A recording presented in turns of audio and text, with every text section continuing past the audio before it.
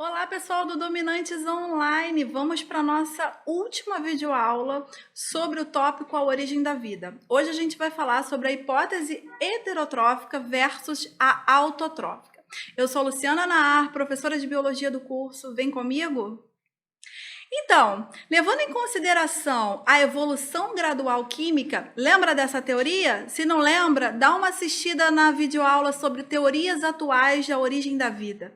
Nela, a gente fala que os primeiros seres vivos se formaram a partir de moléculas complexas naquela terra primitiva. E quem levantou essa ideia foi Oparin Haldane. E eu disse a vocês naquela videoaula que essa teoria hoje é a teoria mais bem aceita para explicar a origem da vida. Ok, mas se ela realmente está certa, quem seriam os primeiros seres vivos a surgirem no planeta Terra? Seriam os heterotróficos, aqueles que não produzem o seu alimento e que precisam buscar no ambiente? Ou seriam os seres autotróficos, aqueles que conseguem produzir o seu próprio alimento? Vamos lá? A hipótese mais bem aceita hoje é a hipótese heterotrófica. O que ela diz pra gente? Que os primeiros seres vivos teriam sido os fermentadores. Para quem não sabe, a gente também vai ter uma videoaula em que eu vou explicar para vocês sobre a fermentação. Fermentação é uma forma de obtenção de energia simples. São os seres menos complexos possíveis que obtêm energia a partir dessa forma. E aí, a gente precisava de fermentadores, visto que a sopa nutritiva que a terra havia sido transformada daria alimento suficiente para esses seres vivos aparecerem. Então, os fermentadores são os seres mais simples que a gente conhece hoje no ambiente terrestre e eles só precisam simplesmente do açúcar, da molécula de glicose ali para eles produzirem a sua própria energia, obterem a sua própria energia da maneira mais simples. E por isso, a hipótese heterotrófica acredita que esses seres tenham sido os primeiros a aparecerem no ambiente terrestre. A sua introdução, ela teria iniciado a produção de CO2. Um dos produtos da fermentação é o CO2. Então, você pega a energia da glicose, quebra essa glicose para produzir ATP para a sua célula e produz alguns subprodutos. Um desses subprodutos seria o CO2, que não existia na superfície terrestre. A partir da introdução desses seres fermentadores, a gente acredita que começou a introdução do CO2, dando condições para aí sim o aparecimento dos seres autotróficos fotossintetizantes. A gente sabe hoje que as plantas, elas pegam CO2 mais água para produzir a sua própria glicose, né? E um dos subprodutos dessa formação é o oxigênio. Mas naquela época não existia o CO2 na atmosfera, então eles acreditam que após o surgimento dos fermentadores como produto da fermentação, lançaram CO2 na atmosfera e a partir daí esse CO2 sendo acumulado na atmosfera deu condições para o aparecimento dos seres fotossintetizantes, para eles começarem a realizar a fotossíntese. E como eu havia explicado, fotossíntese tem como produto oxigênio. Então, a partir do aparecimento dos seres fotossintetizantes, a gente tem a introdução do oxigênio na atmosfera terrestre e o surgimento, então, dos seres heterotróficos aeróbicos. Então, a hipótese heterotrófica, ela acredita que os primeiros seres vivos a surgirem foram os fermentadores. A partir da fermentação, foi colocada na atmosfera CO2. A partir da introdução do CO2, possibilitou o aparecimento dos seres fotossintetizantes e, a partir do surgimento da fotossíntese no ambiente terrestre, o aparecimento do oxigênio.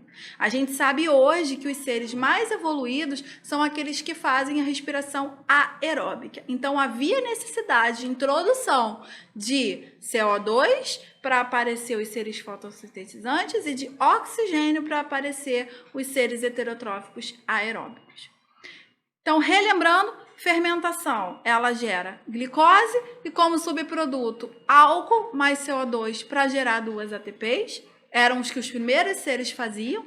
Em seguida, apareceu os fotossintetizantes, que pegam 6 moléculas de CO2 da atmosfera terrestre com 6 moléculas de água e a partir da energia luminosa elas conseguem transformar em energia química na glicose, produzindo também 6 moléculas de oxigênio, para aí sim aparecer os seres que fazem respiração aeróbica.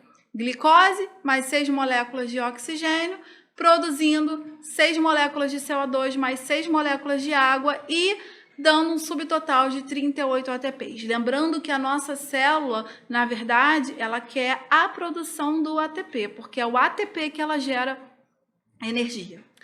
Por fim, temos a hipótese autotrófica. Os carinhas que acreditam nessa hipótese acreditam que os primeiros seres vivos que surgiram em ambientes extremos, ambientes mais protegidos, nutrindo-se a partir de reações entre substâncias inorgânicas, assim como as atuais arquibactérias.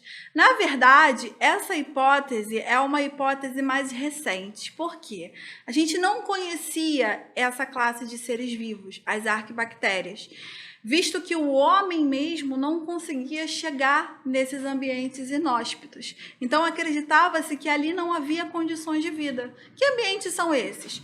Fossas abissais, locais de extrema temperatura, salinidade, pH muito baixo. Então, na verdade, como não existia, como não conhecia-se vida nesses ambientes, não acreditava-se que seres autotróficos poderiam ter surgido primeiro.